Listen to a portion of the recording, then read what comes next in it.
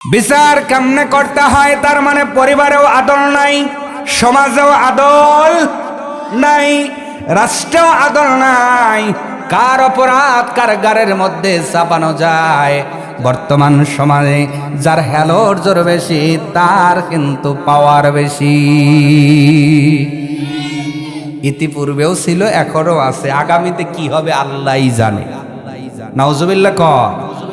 তার মানে যার হেলো বেশি তার ক্ষমতা বেশি, তার হেলোর কারণে দিন রাত হয়, রাত দিন হয়ে যায়, ভালো খারাপ হয়, খারাপটা ভালো হয়ে যায়। আছে না না ভাই? আমি কি মিথ্যা বললাম, বাড়ায়া বললাম? তাহলে আপনার কারণে যদি খারাপ ভালো, ভালো খারাপ, ন্যায় অন্যায়, অন্যায় ন্যায় হয়, তার মানে বোঝা গেল সমাজে আপনার একটা ক্ষমতা আছে। আল্লাহ কয় যদি তোমার ক্ষমতা থাকে, ইন্নাল্লাহা ইয়া'মুরু বিল আদল, আল্লাহ তোমাকে আদেশ করতেছে তোমার ওই ক্ষমতা দিয়ে সমাজের মধ্যে ন্যায় বিচার প্রতিষ্ঠা করে দাও। জোরে বলেন না ভাই, আর একটু মহব্বতে বলেন। ন্যায় বিচার কারে বলে যদি একটু বুঝাইতে যাই, ভালো করে বোঝেন। খলিফাতুল মুসলিমিন হযরত ওমর ফারুকের কলিজার টুকরার সন্তান নাম হলো আব্দুর রহমান, আর একটা নাম হলো আবু শামা। কি বললাম? আব্দুর রহমান এবং আবু শামা। এই সন্তানটা ভুল করে নাবিজ একটা খাবার, খেজুরটা কিছুক্ষণ পানিতে ভিজায় রাখলেন রাত্রেবেলায়। সকালবেলা উঠে খেজুরের পানিটা উনি খাইলেন, কিন্তু দীর্ঘ সময় খেজুরটা পানির মধ্যে ভিজে থাকার কারণে, ওই পানিটার মাধ্যমে খাওয়ার কারণে ওনার একটু নেশার মতো হলো, মাথা চক্কর দিল। খলিফার ছেলে আবু শামা মদিনায় নাই, উনি মিশরেতে সেনাবাহিনীর মধ্যে যোগদান করে আছেন, মুসলমানদের সৈন্যের ভিতরে অবস্থান করতেছিলেন। খলিফাতুল মুসলিমিন হযরতে ওমরের সন্তান মিশরের বুকে আছেন। ওই জায়গায় যিনি গভর্নরের দায়িত্ব পালন করতেছিলেন উনি হলো আব্দুল্লাহ ইবনে আমর ইবনুল আস। ওনার কাছে যায় বললেন, চাচা যান, আমি তো খেজুরটা দীর্ঘ সময় পানির মধ্যে ভিজায়া রেখে ওই পানিটা পান করেছি, পান করার কারণে আমার মাথাটা চক্কর দিয়ে উঠেছে। আশা করা যায়, আমি ধারণা করতেছি আমি হয়তো শরাব পান করে ফেলেছি, অজান্তেই মদ পান করে ফেলেছি। চাচা, যেহেতু আমি পান করে ফেলেছি, শরীয়ত অনুযায়ী যে বিচার হয় এই বিচার আমার উপরে প্রয়োগ করেন। সুবহানাল্লাহ। আসামি কি নিজে যায় ধরা দিল, নিজে যায় বলতেছে, চাচা আমি অজান্তেই মদ মনে, আমি ভালো মনে করে খেয়েছি, কিন্তু দীর্ঘ সময় খেজুরটা ভিজে থাকার কারণে হয়তো মদে পরিণত হয়ে গেছে, এই জন্য আমার মাথাটা চক্কর দিয়েছে। আপনি আমার উপরে মদ পান করার শরীয়তের বিচার করেন। এবার মিশরের গভর্নর আব্দুল্লাহ ইবনে আমর ইবনুল আস চিন্তা করলেন, যাই হোক তাই হোক, খলিফার ছেলে, বেশি বাড়াবাড়ি করা যাবে না, যেহেতু ক্ষমতা আমার কাছেই আছে। এই চিন্তা করে ওনাকে ঘরের মধ্যে নিয়ে গেলেন। হযরত আবু শামাকে ঘরের মধ্যে নিয়ে গেলেন। নিয়ে যাওয়ার পরে উনি ঘরের মধ্যে বেত্রাঘাত করলেন, বেত্রাঘাত করে ছেড়ে দিলেন। দেওয়ার পরে খবরটা খলিফাতুল মুসলিমিনের কর্ণকুহরে চলে গেল। ডাক দে মিশরের গভর্নরকে চিঠি লিখলেন, ও মিশরের গভর্নর, আব্দুল্লাহ ইবনে আমর ইবনুল আস, না, এইটা তোমার ঠিক হয় নাই। সকলের বিচার যেমন জনসম্মুখে হয়েছে, আমার সন্তানের বিচারও লোক সম্মুখে হওয়া প্রয়োজন। তুমি অপেক্ষা করো, আমি খলিফা মিশরে আসব, আমার সন্তানের বিচার আমি খলিফা নিজেই করব। আরো জোরে বলেন। খলিফার ছেলে ঘরের মধ্যে বিচার করছে, উনি মানতেছেন না, এর নাম হলো আদল, এর নাম ন্যায় বিচার। আর আমার ছেলে, আমি কত বড় চাকরিজীবী, কত বড় নেতা, আমার ছেলে অন্যায় করলে ফোন দিয়ে আরো সারাইয়া নেই। কথা বলতে হবে আমার ভাইয়েরা। খলিফার দেরি করলেন না, চলে গেলেন মিশরের ময়দানে। লোকদের ডাকা হলো, লোকগুলো হাজির হয়। সব লোক যখন হাজির হয়ে গেলেন, খলিফার ডাক দিয়ে বললেন, আবু শামারে ডাক দাও। আবু শামা এসে দাঁড়িয়ে গিয়েছেন। আবু শামা রে, তুমি কেমনে এই কাজটা করলা আব্বা জান? আমি বুঝতে পারি নাই, না বুঝে কাজটা করে ফেলেছি। চাচাকে বললাম, চাচা ঘরের মধ্যে দিয়ে আমার বিচারটা করে ফেলেছেন। আমার ফারুক ডাক দিয়ে বললেন, না না, তোমার বিচার তো হয় নাই, তোমার বিচার আবার হবে। ও আমার সন্তান, আমি তোমার বাবা অর্ধ জাহানের খলিফা হতে পারি, কিন্তু আমার আল্লাহ যিনি আরশের উপর বসে আছেন উনি অর্ধ জাহানের নেতা নন। আল্লাহু লা ইলাহা ইল্লা হুয়াল হাইয়ুল কাইয়্যুম। উনি হলো তামাম বিশ্বের প্রতিপালক রব্বুল আলামিন, যার কোনো লয় নাই ক্ষয় নাই, তিনি চিরঞ্জীব। ওই আল্লাহ কিয়ামতের মাঠে হাকিম হয়ে বিচার করবেন, কাহার নাম ধারণ করে বিচার পরিচালনা করা।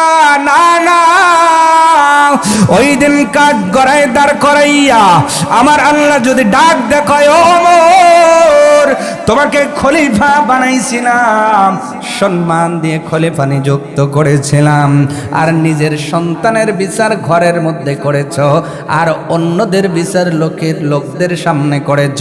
আমি তোমার বাবা খলিফা ওই দিন আসামি হয়ে যাব রে বাবা। না না, যেহেতু সবার বিচার লোকদের সামনে হয়, তোমার বিচারও লোকদের সামনেই হবে। লোক শুনবে, দাঁড় করিয়ে দেওয়া হলো। খলিফাতুল মুসলিমিন জল্লাদকে ডাকতে বললেন, জল্লাদ রে, এবার তুমি বেত্রাঘাত করা শুরু করো। খলিফার ছেলে, খলিফা নিজে বসে আছেন, বেতকের ওঠে। আপনারা জেগে আছেন তো? মোনাজাত দেব।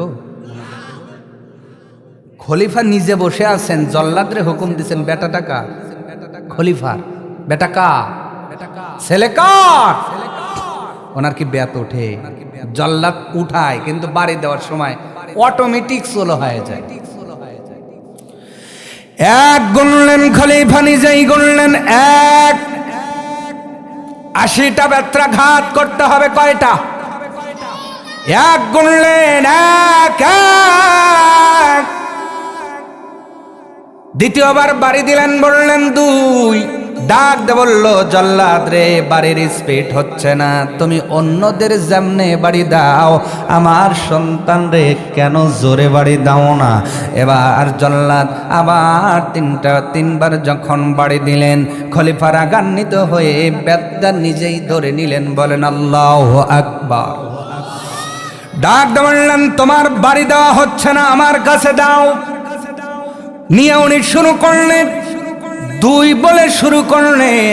সাহাবীরা ডাক দিয়ে বললেন, খলিফাতুল মুসলিমিন, 3টা বাড়ি হয়ে গেছে, আপনি 4 থেকে শুরু করবেন, 2 থেকে কেন শুরু করলেন? হযরত ওমর ফারুক ডাক দিয়ে বললেন, আমার ভাইয়েরা তোমরা শোনো, আমি লক্ষ্য করে দেখেছি আমার এই জল্লাদ ভাই 3টা বাড়ি দিছে, এই 3টা বাড়ি মিলে একটা বাড়ি হয়েছে। সব 3টা বাড়ি এক জায়গায় করলে একটা বাড়ির স্পিরিট হয়েছে।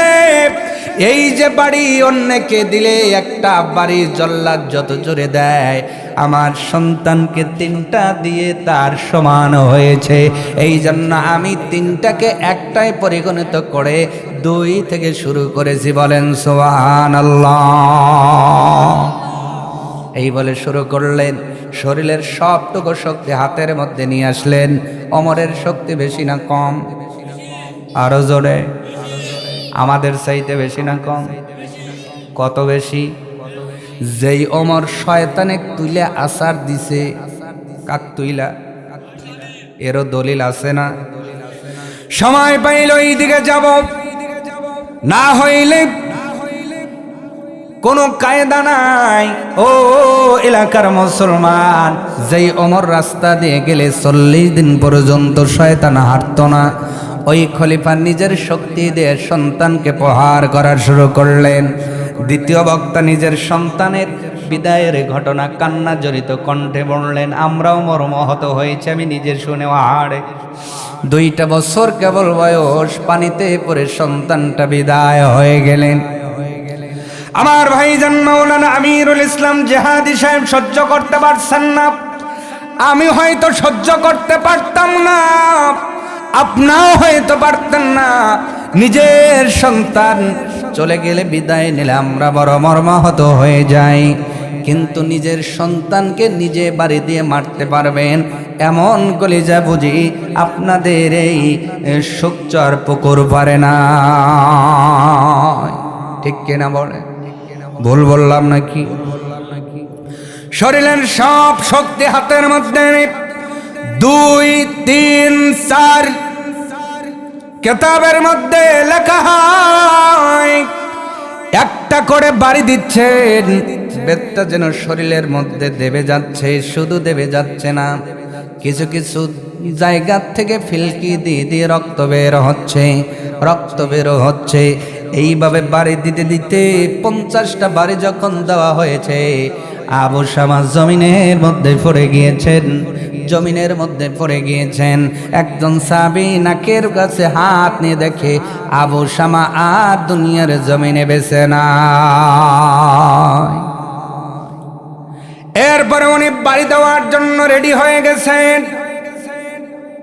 সাহাবীটা ডাক দিয়ে বলে, আমিরুল মুমিনিন, কেমন করে আপনি পারলেন?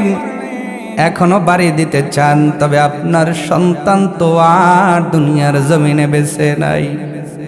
মুহূর্তের ভিতরে হযরত ওমরের দিলটা নরম হয়ে বাবার চেনহ জেগে গেল। বেতটা হাতের থেকে পড়ে গেছে, বেতটা হাতের থেকে ফেলে দিয়েছেন। সন্তানটার মাথাটা নিজের উরুতের উপর রেখে দিলেন। নিজের সন্তানটার নিজেই ধোয়াবেন বলে বললেন। মশারি টানানো হলো, সন্তানটার ভিতরে ঢুকায় দিয়া খলিফা নিজেই ধোয়ানোর কাজ শুরু করলেন। 2 জনকে হেল্পার নিলেন, সাহায্যকারী নিলেন। শরীরের মধ্যে পানিটা ঢালতেছেন আর নিজের সন্তানের কাটা দাগ দিয়ে দিয়ে তখনও যেন রক্তটা আপনার বেঁধে গিয়েছে। জায়গাগুলো গরম পানি দিয়ে ধুয়ে দিচ্ছেন আর আসমানের দিকে তাকায় আছেন। যেই 2 জন ভিতরে গেছেন, খলিফার চেহারার দিকে তাকায় দেখে চক্ষু 2টা লাল লাল। 2 জন ডাক দিয়ে বললেন, খলিফাতুল মুসলিমিন, সন্তানকে যদি এতটাই ভালোবাসেন তাহলে সন্তানটারে এত জোরে আঘাত করে দুনিয়া থেকে বিদায় করে দিলেন কেন? খলিফাতুল মুসলিমিন ডাক দিয়ে বলল, আমার ভাইয়েরা শোনো, আল্লাহ আমাদের বলেছেন, ইন্নাল্লাহা ইয়া'মুরু বিল আদল, তোমরা দুনিয়ার জমিনে ন্যায় বিচার প্রতিষ্ঠা করো। আমার ভাইয়েরা শোনো, আদম নবী থেকে শুরু করে আমার নবী সাইয়্যিদুল মুরসালিন, খাতামান নবিয়িন, আউয়ালিন আল আখিরিন নবী মুহাম্মদুর রাসূলুল্লাহ সাল্লাল্লাহু আলাইহি ওয়াসাল্লাম পর্যন্ত ইনসাফ ভিত্তিক বিচার করেছেন। আমি সেই নবীর সাহাবী, আল্লাহ সম্মান দিয়ে খলিফা বানাইছেন। আমি যদি ইনসাফ ভিত্তিক বিচার না করে কিয়ামতের মাঠে আমার নবীর সামনে দাঁড়াতে পারবো না, আমার আল্লাহর সামনে দাঁড়াতে পারবো না। এই জন্য আজকে আমার সন্তানের বিচার দুনিয়ায় করে দিলাম।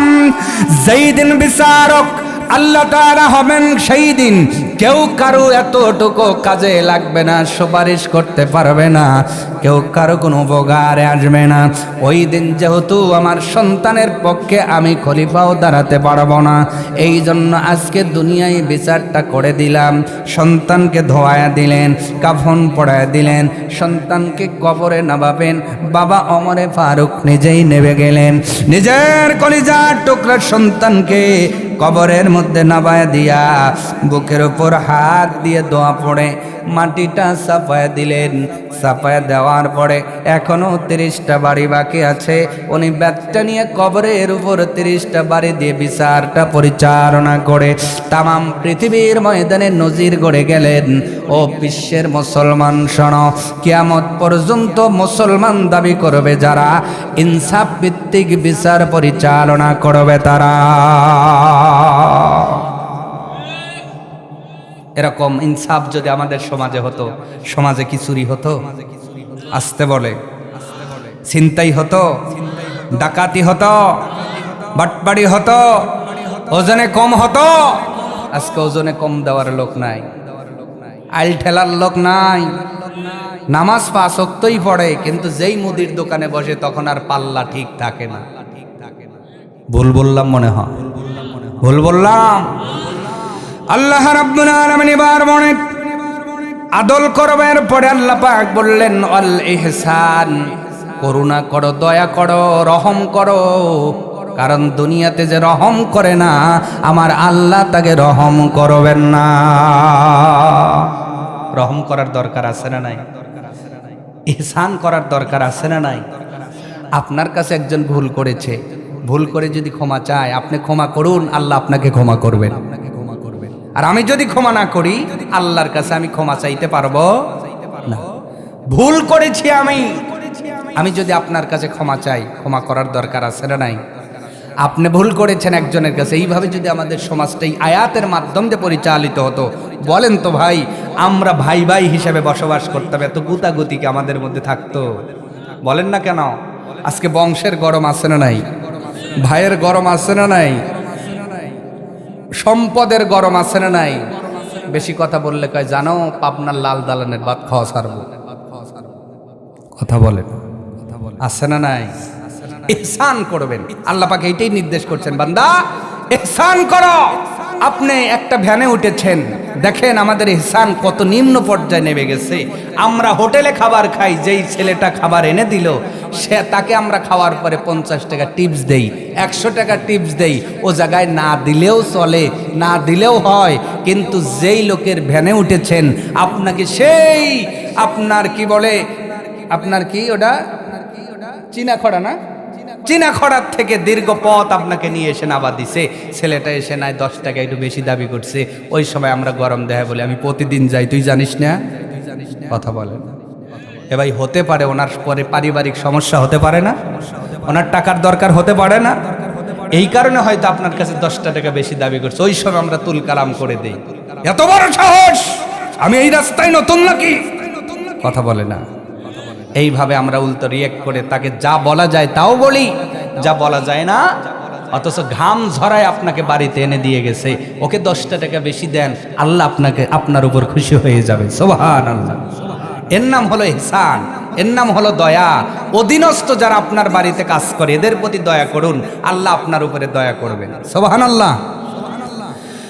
এরপর আল্লাহ তাআলা বলেন ওয়াল ইতাইজিল কুরবা, নিকট আত্মীয়দের সাথে ভালো সম্পর্ক করার আদেশ আল্লাহ তাআলা দিলেন। বলেন তো নিকট আত্মীয়দের সাথে ভালো সম্পর্ক করার দরকার আছে না নাই? নিকট আত্মীয় কারা? ফুফু। জোরে বলেন কারা? এখানে ফুফু আছে কাদের কাদের? হাত দেখান তো। ফুফু হাত না বান, হাত না বান। তিক্ত হলেও আমাদের কথা সমাজে সত্য, খালাদের সাথে সম্পর্ক বেশি হয়, ফুফুদের ভুলে যায়। আমি কি ভুল বললাম না ঠিক বললাম? না আপনাদের এলাকায় ঠিক হতেও পারে নাও পারে, এই জন্য বললাম। আমাদের সম্পর্ক বেশি হয় খালাদের সাথে, ফুফুদের ভুলে যাই। কেন? খালাদের সাথে সম্পর্ক করবেন, ফুফুদের সাথেও করবেন। সে হলো বাবার বোন, উনি হলো মার বোন, মার বোন খালা, বাবার বোন জোরে বলে না ফুফু। অথচ খালাকে প্রতি মাসে খবর নেই, পিঠা খাওয়াই, বছরে আনি, ফুফুকে বছর গেলেও খবর নেই না। এমন রেকর্ড আমাদের মাঝে আছে না নাই? জোরে বলেন আছে না নাই? ওই ফুফুর সম্পত্তি আপনার বাবার মধ্যেও আছে। কথা বলেন। তাহলে অধিকারটা কার বেশি দাঁড়ায়? খালার না ফুফুর? অথচ সেই ফুফু আমার পিঠা খাওয়ার মধ্যে দাওয়াত পায় না। কেন? বাবার আর ফুফুর সাথে জমি নিয়ে কি কথা হইছে, 4 বছর ফুফুর মধ্যে বাবার মধ্যে কোনো কথা নাই।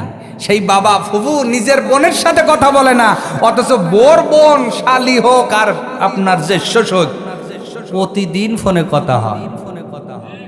কথা বলা লাগবে, এইভাবে আপনি জান্নাতে যেতে পারবেন না। ওয়া ইতা ইজিল কুরবা, নিকটাত্মীয়দের সাথে সম্পর্ক গাঢ় করো। আর একটা তথ্য দিচ্ছি, নিকটাত্মীয় হলো প্রতিবেশী। জোরে বলেন কারা? জোরে। আমাদের সমাজে শীতের দিনে দেখবেন পিঠা খায়, উল্লাপাড়ার হুজুর দাওয়াত পায়, পাবনার হুজুর দাওয়াত পায়, ইমাম সাহেব দাওয়াত পায়, অনেক প্রতিবেশী পিঠাতে দাওয়াত পায় না। আছে না নাই? এই যে আপনার এই আয়াতের বিপক্ষে আপনার অবস্থান নিয়েছেন, নামাজও কবুল হবে না, হজও কবুল হবে না, যাকাতও কবুল হবে না। আমার ভাইয়েরা, শুধু নামাজ পড়েছেন আর মনে করেছেন জান্নাতে ঢুকে গেছি। না না, আপনি 1000 ভাগের 1 ভাগ আমল কেবল করেছেন, আর 999টা আমল বলেন তো জেনে করার দরকার আছে না নাই? আল্লাহর হুকুম মানে কি বলেন? ফরজ। নামাজ পড়া যেমন ফরজ, আত্মীয়দের সাথে সম্পর্ক করা আল্লাহর অর্ডার অনুযায়ী তেমনি। জোরে বলেন। এবার প্রতিবেশী কারা, এই বিচার আমি করব না, বিচার করেছেন আমার নবী, আপনার নবী রাহমাতাল লিল আলামিন। নবীজি ডাক দিয়ে বলেন, হে দুনিয়ার উম্মত, তোমার বাড়ির থেকে 40 বাড়ি পর্যন্ত তোমার প্রতিবেশী। সুবহানাল্লাহ। এই সীমানাটাকে আমি দিছি, হাবিব ভাই দিছে, আবু ইউসুফ দিছে, এই সীমানাটাকে দিছে মুহাম্মাদুর।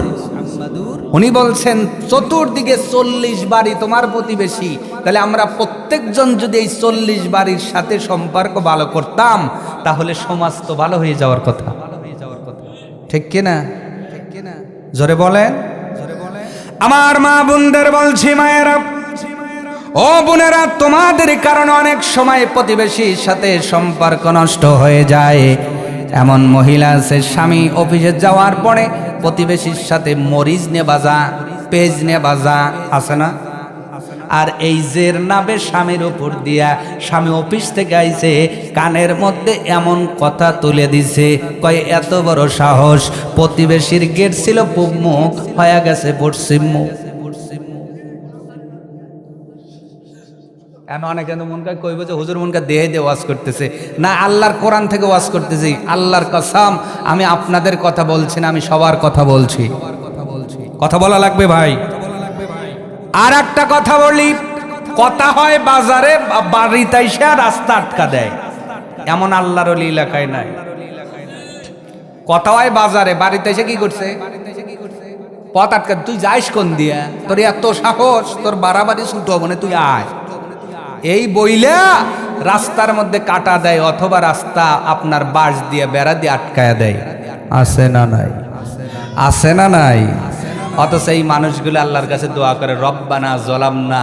আল্লাহ কয়, তুই যে জালিম, আমার কাছে তুই স্বীকার করিস, তো তুই তো তোর প্রতিবেশী কি ক্ষমা করিস না, আমি তোরে কেমনে ক্ষমা করব? ঠিক কিনা কর? অথচ নবী বলেছেন, রাস্তার থেকে কষ্টদায়ক জিনিস সরায় দেওয়া, এটা ঈমানের পরিচয়। আর আমরা তো কষ্ট জিনিস সরাইই দেই না, উপরন্ত আরো আমরা রাস্তা বন্ধ করিয়া তারপরে মসজিদে যায় নামাজ একটা পড়ে আল্লাহর কাছে কই, আল্লাহ জান্নাত দিও, আল্লাহ কয় কবরে আইসা দে। কথা কয় তিতা কিছু কথা, মিষ্টি তো অনেক শুনলেন, তিতা কিছু দিয়া যেন ডায়াবেটিক্স না হয়, মানে এই জন্য একটু ব্যালেন্স করে যাইতেছি। কষ্ট হইলেও কথাগুলো একটু শুনে যান। আমার কথা না, কার কথা? কোরআনের কথা। কার কথা? আল্লাহ রাব্বুল আলামিন বললেন 3টা আদেশ। কয়টা? 1 নম্বর ন্যায় বিচার, 2 নম্বর ইহসান, 3 নম্বর প্রতিবেশী নিকট আত্মীয়দের সাথে সম্পর্ক ভালো করা। আল্লাহ তাআলা এবার বললেন, ওয়ায়ানহা আনিল ফাহশাই ওয়াল মুনকার। এ বান্দা বান্দি, দুনিয়ার জমিনে আমি আল্লাহ তোমাদের নিষেধ করলাম ফাহিশা কাজ থেকে। কি কাজ থেকে? আল্লাহ এবার নিষেধ করলেন ফাহিশা কাজ, অশ্লীল কাজ। আমাদের সমাজে অশ্লীল কাজ আছে না নাই? জোরে বলেন। আমাদের ঘরে ঘরে এখন অশ্লীলতা। ও দুনিয়ার মুসলমান, আমার যুবক ভাই, যুবতী বোনেরা, ল্যাপের মধ্যে ল্যাপ মুড়ি দিয়া তুমি আমি ফোন স্ক্রিনের মধ্যে কি দেখি, এইটা আমার মা বাবা না জানলেও জোরে কিরামান কাতিবিন ইয়ালামুনা মা তাফআলুন। জোরে বলুন আল্লাহু আকবার। আল্লাহ পাক বলেন, দুইজন কিরামান কাতিবিন তোমাদের কাঁধে ভিট করে দিয়েছি। ও বান্দা বান্দি, এটা মনে করো না তোমাদের বিচার হবে না, অবশ্যই তোমাদের আমলনামা তৈরি হয়ে যাচ্ছে। কিরামান কাতিবিন তোমাদের আমলনামা রেডি করতেছে। আমার ভাইয়েরা, কিরামান কাতিবিন যেই আমলনামা রেডি করতেছেন, ওর মধ্যে ভালো থাকবে, ওর মধ্যে খারাপও থাকবে, ওর মধ্যে ছোট থাকবে, ওর মধ্যে বড় থাকবে। আল্লাহ তাআলা এবার নিষেধ করে বলেন, তোমরা অশ্লীল কাজ কর্ম করিও না। আমার ভাইয়েরা, নবীজি দীর্ঘ একটা হাদিসের মধ্যে বললেন, জাহান্নামের বর্ণনা দিতে গিয়ে নবীজি বললেন, আমি ঘুমের ভিতরে স্বপ্নের ভিতরে দেখলাম একদল নারী পুরুষকে একটা হেসেলের মধ্যে, চুলার মধ্যে তুলদুন বানায়, ইটের ভাটা দেখছেন, ইটের ভাটা। নবী বলেন, এই রকম ভাটার মতো নিচের দিকে ওসার, সামনের দিকে সরু, ভিতরে আমি অনেক নারী পুরুষের কান্নার আওয়াজ শুনতে পাইলাম। আমি নিকটে গিয়ে দেখি নারী পুরুষগুলো আগুনের মধ্যে দাউ দাউ করে জ্বলতেছে, জ্বলতেছে, জ্বলতেছে। বিকট আওয়াজ, আওয়াজ, আওয়াজ, মারে বাবারে বলে চিৎকার মারে। আগুনের পাওয়ার এতই বেশি, আগুনের কারণে তারা যেন চুলার একদম মুখের কাছে চলে আসে, আবার আগুনটা নিম্ন হয়ে যায়, মানুষগুলো আগুনের নিম্ন দেশে চলে যায়। আমি নবীজি ফেরেশতাদের ডাক দিয়ে বললাম, ফেরেশতারা রে, দুনিয়ার জমিনে এই মানুষগুলো কি এমন কাজ করেছে যার কারণে জাহান্নামের ভিতরে এদের উলঙ্গ করে একদল নারী একদল পুরুষকে ছেড়ে দেওয়া হয়েছে? ফেরেশতাগুলো ডাক দিয়ে বললেন, পয়গম্বর, এরা দুনিয়ার জমিনে জিনা করছিল, জিনা করেছে। আওয়াজ তুলে জোরে বলা যাবে কি নাউজুবিল্লাহ? এরকম জিনাকারী আমাদের মাঝে আছে না নাই? জোরে বলেন, আছে না নাই? জেনা শুধু লজ্জাস্থানের হয় না, নবীজি বলেন যেইটা ধরা হারাম, ওই নারীকে যদি তুমি ধরো, এটা হাতের জেনা। যেই নারীর সাথে কথা বলা হারাম, তার সাথে কথা বললে হবে মুখের জেনা। যেই নারীকে দেখা হারাম, তারে যদি চোখ দিয়ে দেখো, এইটা হবে চোখের জেনা। যেই নারী দেখা ধরা হারাম, তার সাথে দেখা করতে যদি পার্কে যাও, যেই পা দিয়ে হেঁটে গেলা, এইটা হবে পায়ের জেনা।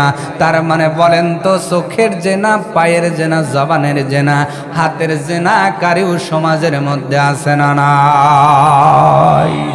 অথচ আল্লাহ তাআলা বলেন, ওয়া ইয়ানহা আনিল ফাহশা, আমি তোমাদের অশ্লীল কাজ থেকে নিষেধ করলাম রে পৃথিবীর বান্দা বান্দি। অশ্লীলতা ছেড়ে দাও, সমাজের মধ্যে শান্তি চলে আসবে। আজকে সমাজের মধ্যে অশ্লীলতা বেড়ে গেছে, এই জন্য আমাদের মধ্যে কোনো শান্তি নাই। জোরে বলেন। আমার ভাইয়েরা, নবীর একজন সাহাবীর কথা মনে পড়ে গেল, নাম হলো হযরতে সালাবা। বয়স হলো 16। কত? 16 বছর বয়স। নবীজির সাহাবী, মদিনাতুল মুনাওয়ারাতে নবী তাকে আপনার সংবাদ বাহক বানালেন, গুপ্তচর বানালেন। মদিনার গলিতে গলিতে ঘুরে ঘুরে নবীর জন্য গুপ্তচরের ডিউটি পালন করে। একটা দিন হযরতে সালাবা মদিনার গলিতে ঘুরতেছিলেন, রাস্তা দিয়ে হাঁটতেছেন, হঠাৎ করে তার নজর একটা বাড়ির দিকে পড়ল। বাড়ির সামনে পর্দা ছিল, আপনার দরজার সামনে বাতাসের কারণে তো পর্দাটা সরে গেল, উঠে গেল। ঘরের মধ্যে একটা মহিলা গোসল করতেছিল। অজান্তেই সালাবার নজর মহিলার দিকে পড়ে গেল। সঙ্গে সঙ্গে নজরটা নিচের দিকে দিলেন। দেওয়ার পরে 16 বছরের যুবক ওনার কলিজার মধ্যে চিন্তা জাগলো, হারে আল্লাহ যেইটা দেখা হারাম করে দিয়েছেন আমার চোখে সেইটা পড়ে গেল, আমি কেমন করে নবীজির সাহাবী হলাম। না না, এই খবর বুঝে নবীজির কাছে আল্লাহ দিয়ে দিবেন, আমি আর নবীজির কাছে যাব না, এই মুখ নবীজির কাছে দেখাইব না। ও এলাকার যুবক ভাই, অজান্তেই মহিলার চেহারার দিকে তাকাইয়া যুবক যদি নবীজির চেহারা দেখাইতে, নবীজিকে চেহারা দেখাইতে ইতস্তবোধ করে, আর তুমি প্রত্যেক রাত্রে অশ্লীল ভিডিও দেখে দেখে ঘুমায়া যাও, কিয়ামতের ময়দানে নবী যদি ডাক দে বলে, যুবক রে তুমি না আমার উম্মত দাবি করেছো, কেমনে তুমি ফোনের মধ্যে টেলিভিশনের মধ্যে এই অশ্লীল সিনেমা অশ্লীল দৃশ্যগুলো দেখলা? কি জবাব আছে ভাই? ওই দিন জবাব না দিয়া আল্লাহ তোমাকে ছেড়ে দেবে না। আমার ভাইয়েরা, সাহাবা বললেন আর যাব না নবীর কাছে। উনি রওনা হলেন মদিনার থেকে 3 মাইল দূরবর্তী একটা জায়গায় পাহাড়ের পাদদেশে চলে গেলেন। যাওয়ার পরে পাহাড়ের পাদদেশের মধ্যে আশ্রয় নিলেন। 1 দিন 2 দিন 3 দিন পর্যন্ত মদিনার বুকে সালাবার কোনো খবর নাই। খবরটা নবীজির কাছে চলে গেলেন। 3 দিন পর্যন্ত মদিনায় সালাবার কোনো খবর নাই। নবীজি ডাকতে বললেন, সাহাবীরা রে, ও সাহাবীরা, আমার সালাবার খবর নাই, কোথায় কোথায় আমার সালাবার কোনো বিপদ হলো কিনা? নবীজি ডাকতে বললেন, ওমর রে, ও আলী, যাও যাও আমার সালাবার খবর একটু নিয়ে আসো। 2 জন আরো কিছু সাহাবী নিয়ে চলে গেলেন মদিনার অলিতে গলিতে ঘুরে, বাজারের মধ্যে ঘুরে, কোথাও 16 বছরের সালাবার কোনো খবর নাই। এখনো পর্যন্ত বিয়ে করেন নাই, বয়স মাত্র 16 বছর। যুবক ভাইয়েরা খুব লক্ষ্য করবেন, আল্লাহ এদের মধ্যে নিষেধ করলেন 1 নাম্বার ফায়সা কাজ, অশ্লীল কাজ, বেহায়াপনা কাজ। এই কাজের মধ্যে লিপ্ত হওয়া যাবে না। সামান্য অন্যায় করেছেন অজান্তে, হযরতে সালাবার খবর নাই। কিছু সাহাবী মদিনার আনাসে কানাসে খুঁজলেন, বাজারে হাটে ঘাটে খুঁজলেন, কোথাও সালাবার কোনো খবর নাই। এক ওমর ডাক দে কয়, ভাই আলী রে, চলো যাই পাহাড়ের দিকে যাই। যাইতে যাইতে সেই পাহাড়ের পাদদেশে দেখেন একটা যাজা বড় রাখাল কিছু দুম্বা মেষ চালাইতেছে। ডাক দে বলে, রাখাল রে, এলাকার মধ্যে সালাবা নামে কেউ দেখেছো কিনা? রাখাল ডাক দে বলে, তোমাদের পরিচয় কি বলো? এবার ওমর ডাক দে বলে, ও হলো আলী, আমি ওমর। রাখাল ডাক দে বলে, ও আলী, ও ওমর।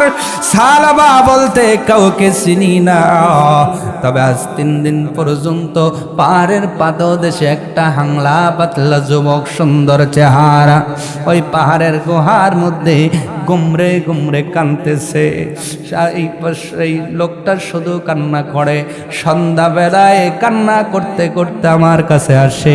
আমি 1 বাটি দুধ দিলে দুধটা পান করে আবার পাহাড়ের মধ্যে চলে যায়। বডি স্ট্রাকচারের খবর পাওয়ার পরে আমার ডাক দে বললেন, আলী রে, বডি স্ট্রাকচারের বর্ণনায় মিলে গেল এইটা সালাবা ছাড়া কিছুই কেউ হবে না। মাগরিব হতে কিছু সময় ধরে অপেক্ষা করো।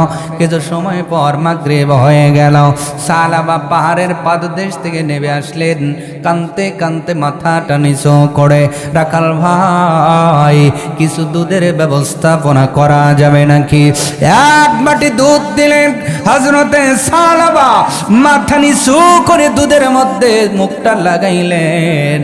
হযরত ওমর বলেন, আমি লক্ষ্য করে দেখি রে, সালাবার চোখের পানি তখনও গড়ায়া গড়ায়া দুধের মধ্যে পড়তেছে। খাওয়া পড়াই শেষ। পিছন দিক থেকে ডাক দিয়ে হযরত ওমর ডাক দিয়েছে, সালাবা। সালাবার হাত থেকে বাটিটা পড়ে গেছে। সালাবা থরথর করে কাঁপতেছে। হযরতে সালাবা বলে, ওমর ভাই, ওমর ভাই, আমার অন্যায়ের কথা বুঝি আল্লাহ তাআলা তার নবীকে জানায় দিয়েছেন, সালাবারে না না, কোনো অন্যায় তোমার কথা আল্লাহ বলেন নাই। আজ 3 দিন পর্যন্ত মদিনার বুকে তোমার কোনো খবর নাই। কেন নাই? কেন নাই? চলো নবীজির দরবারে যেতে হবে। সালাবা বলেন, না না, এই মুখটা আমি নবীকে দেখাইতে পারবো না। ওমর ডাক দে বলে, এমনি যাইবা না, জোর করে নেব। সালাবাও জানে ওমর জোর করলে থাকা সম্ভব, উনি যেতে চাচ্ছেন না। এবার ছোট মানুষের মতো কোলে নিয়েছেন, সুবহানাল্লাহ।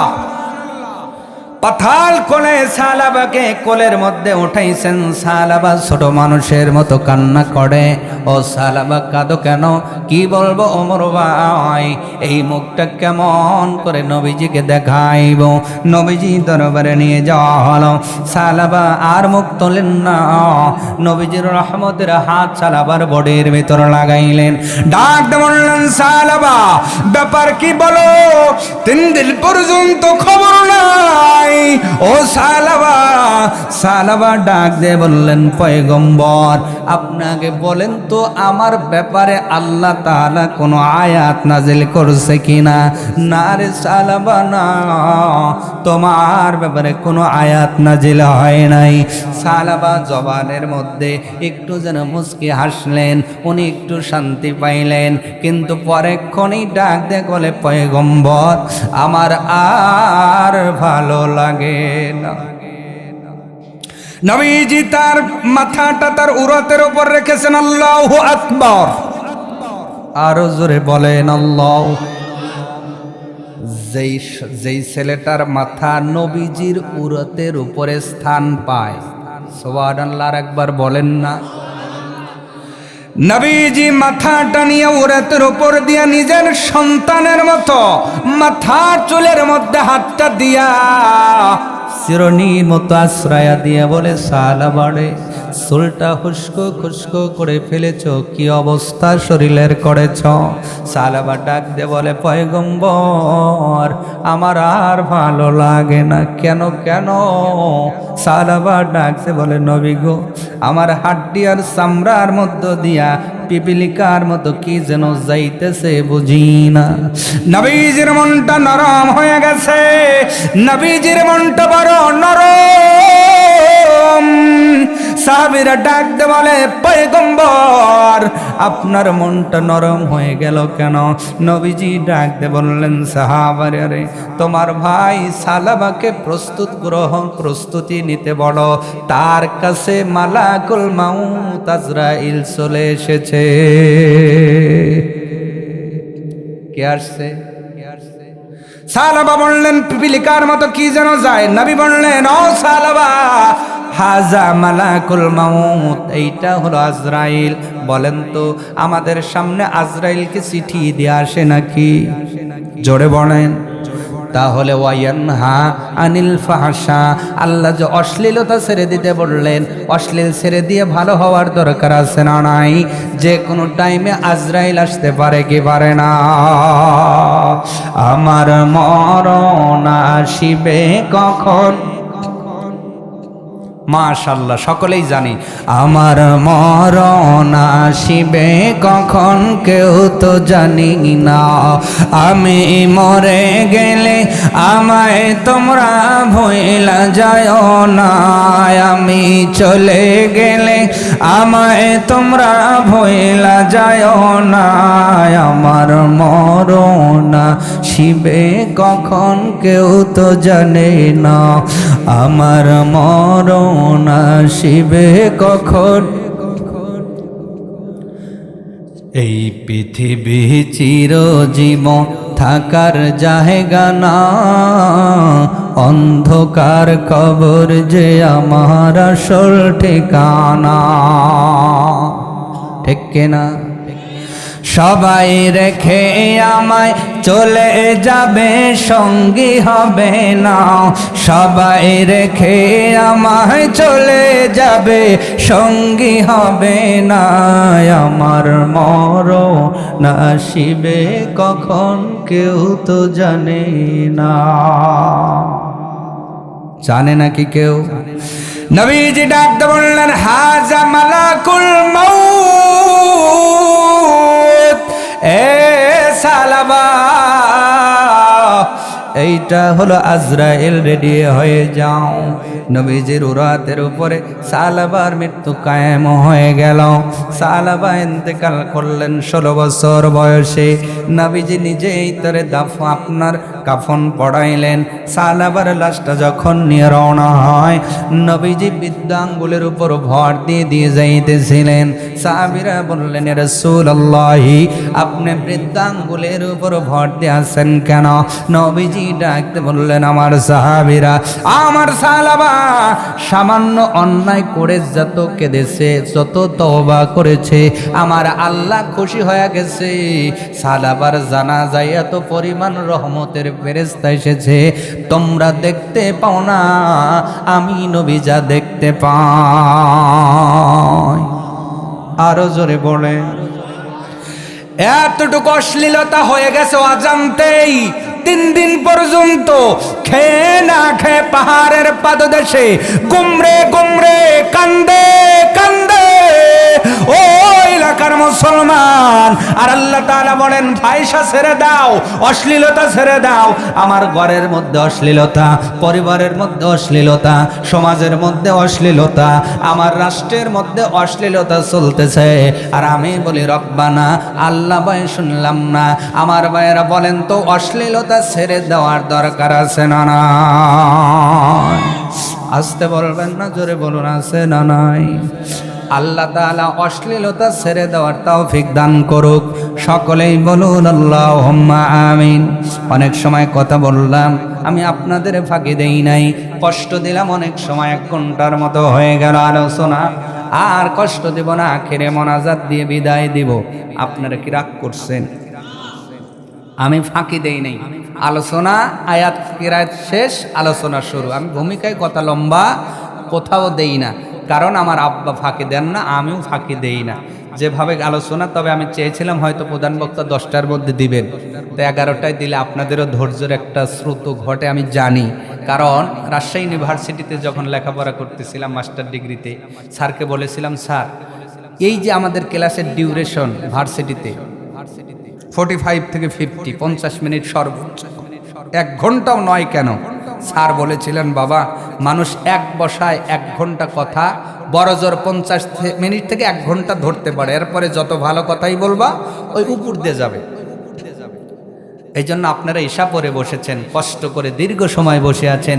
হিউম্যান বডি জাম হয়ে যাওয়ার কথা জানি, গিটি গিটি ব্যথা হবে, মাজাটা ধরে যাবে, কারণ আমরা মানুষ, আল্লাহ আমারে মানুষ বানাইছেন। এত সময় বসে আমার মতো নগণ্য গুনাহগারের কথা যারা শুনলেন, আমরা মোনাজাতে দোয়া করব আল্লাহ তাআলা কিয়ামতের দিন জান্নাতের মধ্যে আমাদের যেন পাশাপাশি স্থান করে দেয়। বলেন আমিন।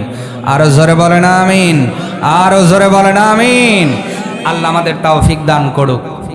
আর জেনে না জেনে যে ভুলটা হয়েছে আমি একটু ধরায় দিই। আমার নামের পাশে আমি সবসময় মেসেজ দেই, সেইটা আপনারা করবেন। এই যে আন্তর্জাতিক খ্যাতি সম্পন্ন, আসলেই আমি আন্তর্জাতিক নয়। এই নামটা কেন লেখেন আপনারা? এটা আমার উপরে জুলুম করা। কারণ আমি বেড়ানোর জন্য কখনো এ যাবৎ বাইরে যাই নাই, ওয়াজ করার জন্য দূরের কথা, বেড়ানোর জন্যও আমি দেশের বাইরে যাই নাই। তাহলে আমার নামের সাথে আন্তর্জাতিক লিখবেন কেন? এই জন্য যদি না জেনে করেন আল্লাহ তাআলা মাফ করুন। এরপরে যারাই, আমি এই জন্য মেসেজ দিয়ে দেই, দাওয়াত কনফার্ম হলেই আমার নাম কেমনে লিখবেন, নিচে কি লিখবেন আর উপরে কি লিখবেন, আমি দিয়ে সুন্দর করে মেসেজ করে দেই তাদের নাম্বারে, যে ভাই এর চেয়ে বেশি কিছু লেখার দরকার নাই। কারণ আমি ন্যাংরাম, আমাকে ন্যাংরাই বলেন, আমাকে ফজলি বানাবেন কেন? ঠিক না? আমি যা না তা কেন বলবেন আমার নামের সাথে? এতে আমি খুশি হই না, আমি কষ্ট পাই। কারণ আন্তর্জাতিক সবাই হয় না তো, আল্লাহ যাদেরকে ভালোবাসেন তারাই হতে পারে। তা আমি এখনো হই নাই, আপনাদের দোয়া নিয়ে, মা বাবার দোয়ায়, এলেমের যোগ্যতায় যদি আল্লাহ কখনো করে তখন লিখলে হয়তো লেখা যাবে। তবে এ পর্যন্ত যেহেতু আমি আন্তর্জাতিক নয়, মেহরবানি করে এইটা যারা ভেবেছেন অন্তর থেকে এখনই ডিলিট করে দেন যে আমি কিন্তু আন্তর্জাতিক না। আন্তর্জাতিক খ্যাতি সম্পন্ন অনেক বড়, অনেক বড়, অনেক বড়, অনেক বড়, অত দূর আল্লাহ আমাকে নেন নাই। তো আপনাদের কাছে কষ্ট করে এসেছিলাম, দীর্ঘ সময় কথা শোনালাম। আল্লাহ ওই কথার উপর আমল করার তৌফিক দান করুক, বলে না আমিন। তবে আজকে কথা শুনিয়েছি কয়েকটা ব্যাপারে, বলতে পারবেন কয়টা? তিনটা, আর একটা চারটে বলেছি। তিনটা হলো ভালো, একটা হলো খারাপ। তিনটা ভালো কি? ইন্নাল্লাহা ইয়া'মুরু বিল আদল, আল্লাহ বললেন তোমাদের আদেশ করলাম ন্যায় বিচার করো। তাহলে বলেন তো বাজান ভাইরা, আমাদের আজ থেকে যার যতটুকু ক্ষমতা, আমরা কেউ কিছুই না, হুজুর এই ন্যায় বিচার তো মেম্বার করব না। কিয়ামতের দিন আল্লাহ প্রত্যেকজনকে আপনার ওই দেশ নায়ক বোঝেন, প্রেসিডেন্টের রূপ দিয়ে তুলবেন। সুবহানাল্লাহ। এবার অনেকেই বলতেছেন হুজুর আমি প্রেসিডেন্ট হব মানে? হ্যাঁ, আল্লাহ আপনাকে আপনার পরিবারের প্রেসিডেন্ট বানাবেন। কিসের প্রেসিডেন্ট বানাবেন? কিসের? আল্লাহ বলবেন তোমার আন্ডারে একটা স্ত্রী ছিল, দুইটা ছেলে একটা মেয়ে, বা ছেলে মেয়ে যাই ছিল, নাতি নাতনি, তুমি বেঁচে থাকা পর্যন্ত, তোমার হাতে সংসারের ক্ষমতা থাকা পর্যন্ত যারা তোমার অধীনস্থ, প্রত্যেকের প্রেসিডেন্ট তুমি। আল্লাহ বলেন এদের উপরে তোমাকে ইনসাফ করতে হবে। সুবহানাল্লাহ বলবো না? তাহলে পরিবারের মধ্যে ইনসাফ করার দরকার আছে না নাই? আমরা অনেক মানুষ জেনে না জেনে এক সন্তানকে ভালো দেই, আর এক সন্তানকে খারাপ দেই। এটা কিন্তু বেইনসাফি। আল্লাহ বলেন হক্কুল্লাহ হক্কুল ইবাদ, একটা আল্লাহর হক আর একটা বান্দার হক। বান্দার হক নষ্ট করিয়েন না ভাই। একটু কদমে হাত দিয়েই বলে গেলাম, আল্লাহ তাআলা এটা গুনাহটা আল্লাহ নিজেও মাফ করবেন। কথাটা বুঝতে পারছেন? হ্যাঁ, আমি এখনই শেষ করে দিব, আমি গোছায় নিয়ে আসছি, সমস্যা নেই। আমি বুঝতে পারছি আপনাদের কষ্ট হচ্ছে। তাহলে বান্দার হকটা নষ্ট করিয়েন না। নামাজ কিছু গ্যাপ গেছে, জাকাত কিছু গ্যাপ গেছে, হজটা হয়তো সময় মতো হয় না, এটা আল্লাহর দায়িত্ব। আল্লাহ ইচ্ছা করলে মাফ করে দিবেন। সুবহানাল্লাহ। কিন্তু 2 টাকা আপনি মানুষকে ফাঁকি দিচ্ছেন, কয় টাকা? এইটা আল্লাহ নিজেও মাফ করবেন না। আল্লাহ কিয়ামতের দিন তার কাছে পাঠাবেন।